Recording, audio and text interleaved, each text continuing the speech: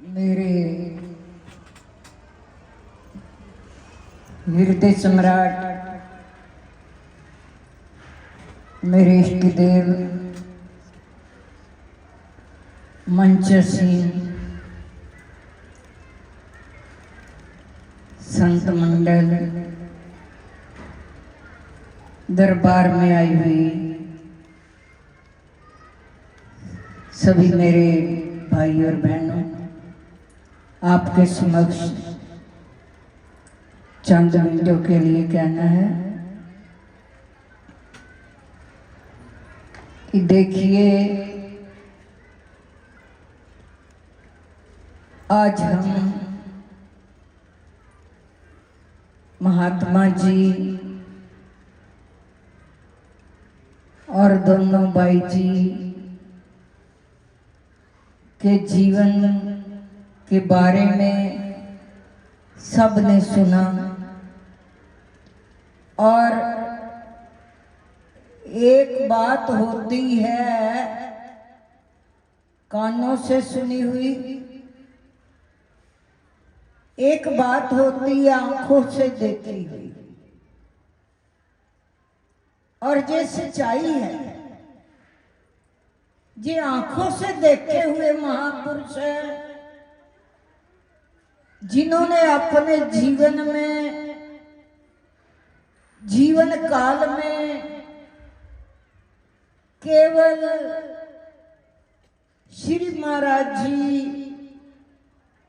के सिमरन में ही अपने जीवन को लगा दिया। और ये सच्चाई है, वो जैसे बाहर से सादा जीवन जीते थे, भीतर से उनकी यात्रा जो थी वो भी बिल्कुल सादी थी। तो कहते हैं मृत्यु का जो आना होता है संतों का, ये अपनी मर्जी से आते हैं, अपनी मर्जी से जाते हैं, क्योंकि वो संत का मतलब पहले हमें पता होना चाहिए। संत कहते किसे हैं? संत तीन शब्दों से बनता है। सा नाता, सा में सिमरन, ना में नम्रता, ता में तप। जिस संत में ये तीनों चीजें हैं, ये व्यवहार से पता चलता है कि इन तीनों चीजें जो हम लोग संत में देखना चाहते हैं, जिस सच्चाई में है भी है या नहीं है। सिमरन है, निम्रता है, तप है। ये संत का एक गहना है और ये सच्चाई है। इन्होंने अपने जीवन में सिमरन भी किया, निम्रता के अधिकारी, तप भी किया। आज हम यहाँ उनकी यादों को लेकर बैठे हुए हैं। साथ साथ में जब भी संत समागम होता है तो एक तो सत्संग मिलता है, दूसरा संत का दर्शन मिलता है। संत का दर्शन जिस दिन भी हो जाए, आपको अपने जीवन में तो समझ लेना चाहिए कि आज हमारे कोई पुण्य एकत्रित हो गए, जिसकी वजह से मेरे को संत के दर्शन हो रहे हैं। तो भगवान भी संत के दर्शन करने के लिए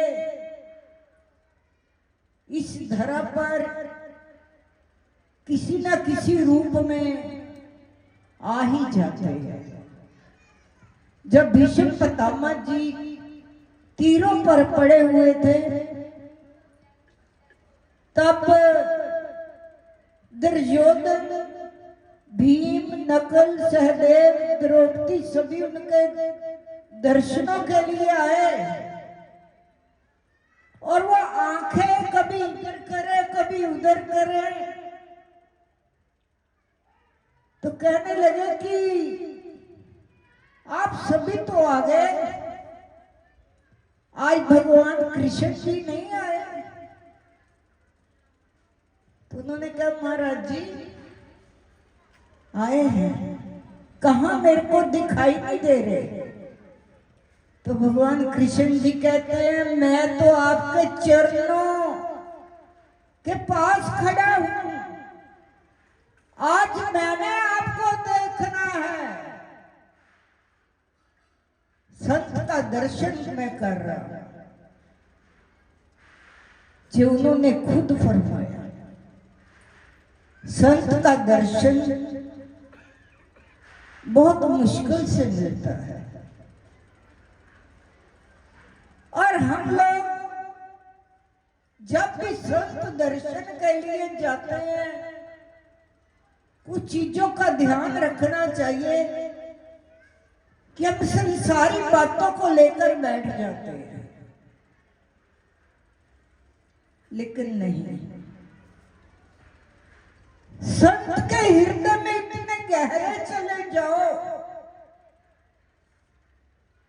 कि वो आपको समझ जाए कि वाक्य जे मेरे को समझने के लिए आया है, मेरे को जानने के लिए आया है। तो जितना भी उसके भीतर खजाना होता है वो जीभ पर लुटा देता है। लेकिन होता क्या है, हमें टाइम नहीं होता।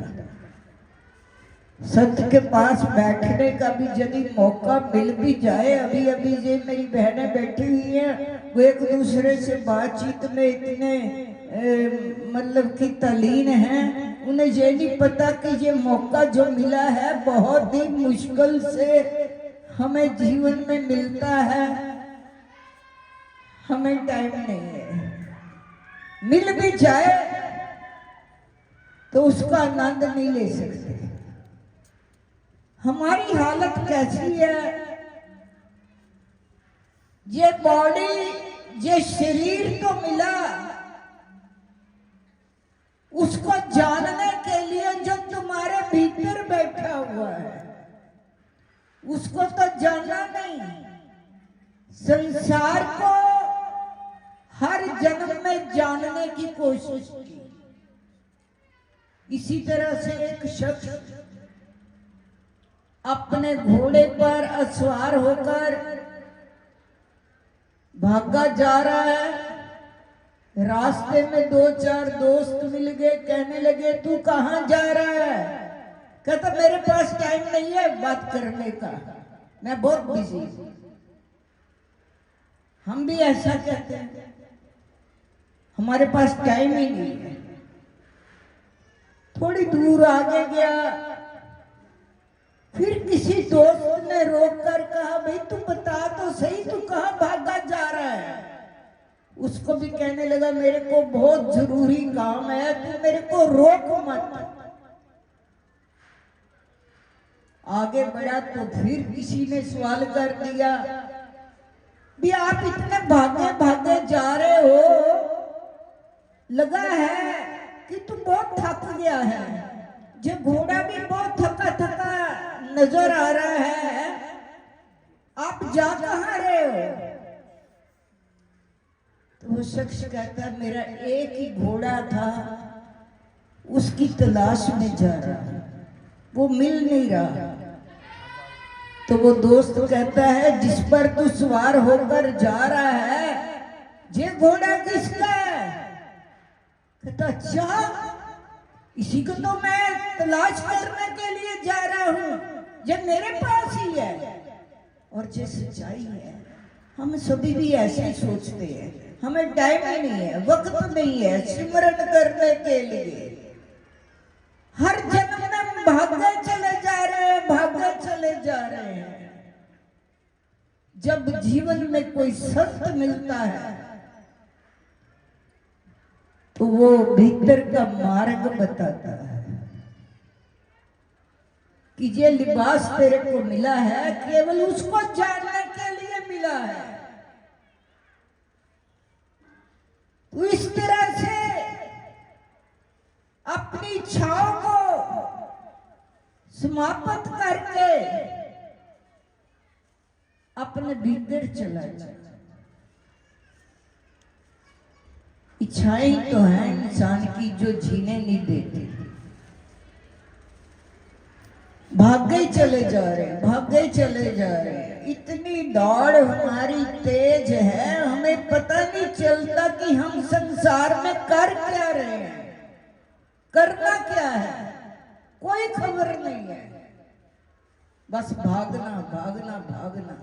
जब जीवन में संत आते कहते हैं रुक, अब जे रुकने के लिए तेरे को माँ ने चूल्हा दे दिया, अब तो समझ जा वो तो चीज तेरे पास है जिसकी तू तलाश बाहर करता है, जिसकी खोज तू बाहर करता है। अपने भीतर उतर जा। हर रोज सुबह उठकर अपने बगले भगत की तरह समाधि स्थित होकर नहीं बैठना कि बगला भगत जैसे बैठ जाता है आंखें मूंद कर, परिवार वालों को भी नजर आए कि ये पाठ कर रहा है। अरे ये तो पाठ अपने आप होता है, सहज में जिसको कहते हैं, जो लगातार चलता है उसकी आदत बन जाती है, उसको सहज पाठ कहते हैं, सहज समाधि कहते हैं। तो महापुरुष संत कामल मुर्शिद जब जीवन में मिलते हैं, हम लोग ये सोचते हैं कि हमारे गुरु कामल होने चाहिए, हमारे मुर्शिद कामल होने चाहिए। अरे वो भी तो सोचते हैं शिष्य भी अमल होना चाहिए, अमल करने वाला होना चाहिए, मेरी बातें नहीं बनाने वाला होना चाहिए, कुछ अमल भी करना चाहिए। अमल तब होगा जब हम श्री महाराज जी के चरणों में प्रेम में इतने डूब जाएंगे, अपने आत्म स्वरूप में इतने डूब जाएंगे, अपने भीतर इतने डूब जाएंगे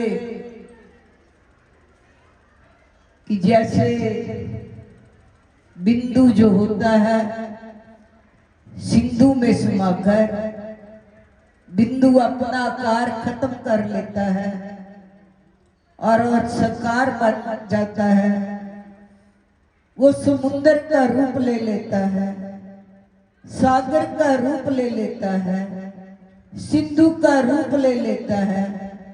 इस तरह से अपने भीतर जाकर हर रोज सुबह डुबकी लगाया करो। जैसे आजकल आप सबको पता है कि प्रयागराज में कुंभ का मेला चल रहा है। मैंने अभी पूछा कि वो जहां महात्मा जी आते हैं वो नहीं आए आज, क्या बात है? कहते कुंभ में गए हुए हैं।